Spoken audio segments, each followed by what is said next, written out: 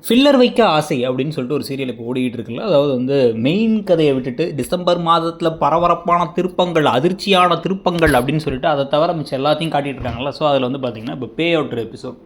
So பே அவுட்டை வந்தவங்க அப்படியே எல்லாத்தையும் டெரர் ஆக்கி அப்படியே அங்கிட்டும் இங்கிட்டும் நடந்து மேலே ஏறி கீழே இறங்கி அதுக்கப்புறமா வந்து லைட்டெல்லாம் ஆஃப் பண்ணுங்கள், இந்த ஹரிக்கேன் லேம்பை சுற்றி இருங்க, எல்லா லைட்டும் அணைஞ்சு இந்த ஹரிக்கேன் லேம்ப் மட்டும் எரிஞ்சிச்சு அப்படின்னா வந்து வீட்டில் ஆத்மா இருக்குன்னு அர்த்தம் அப்படின்லாம் வந்து வசனம் பேசி உடனே இவர் என்ன பண்ணுறாரு, முத்து எப்பயும் போல் கிண்டல் பண்ணுறவர் குடு குடு குடு அப்படின்னு ஓடி போய் அவரே மெயின் சுவிட்ச் ஆஃப் பண்ணி விட்டுட்டு உடனே எல்லாரும் பயந்து போய் பார்க்க அப்போ வந்து பார்த்தீங்கன்னா வந்து நான் தான் அதை பண்ணேன் அப்படின்னு சொன்னதுக்கப்புறமா அந்த லேடி என்ன சொல்கிறாங்க அப்படின்னா, எல்லாம் சரி ஆனால் அந்த வீட்டில் ஆத்மா இல்லை அப்படிங்கிறாங்க. ஆனால் பேமெண்ட்டாக 13,000 ரூபா கேட்குறாங்க, இந்த வீட்டுக்கு நீங்கள் குடி வரலாங்கிறாங்க. ஸோ இதுக்கு நடுவில் பார்வதி பயந்து போகலான்னு பார்த்தாங்க, அப்புறம் விஜயா கொஞ்சம் பயந்தாங்க. இதுக்கு நடுவில் என்னாச்சு அப்படின்னா வந்து அந்த லேடி வந்து நேராக அண்ணாமலைக்கு முன்னாடி நின்ன உடனே வந்து பயந்து போய் விஜயா போய் இந்த வடிவேல் நிற்பார் சந்திரமுகி படத்தில் அந்த மாதிரி வந்து கையெல்லாம் வச்சு நின்றுட்டு இருந்தாங்க பாவமாக.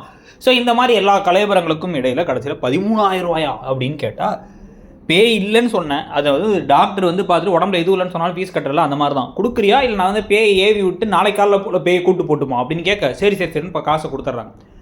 ஸோ பேமெண்ட்டெல்லாம் கொடுத்து முடிஞ்சதுக்கு பிறகு இப்போ அடுத்த கட்டமாக வந்து பார்த்திங்கன்னா இப்போ கிண்டல்கள் எல்லா கேலிகளுக்கும் இடையில் சமைக்கிறத மீனாவை சமைக்க சொல்கிறாங்க. அதெல்லாம் வேணாம், நான் சாப்பாடு வாங்கிட்டு வரேன்னு முத்து போகிறாரு. வீட்டுக்கு கூப்பிட்டது மனோஜ், அவரோட வீட்டுக்கு.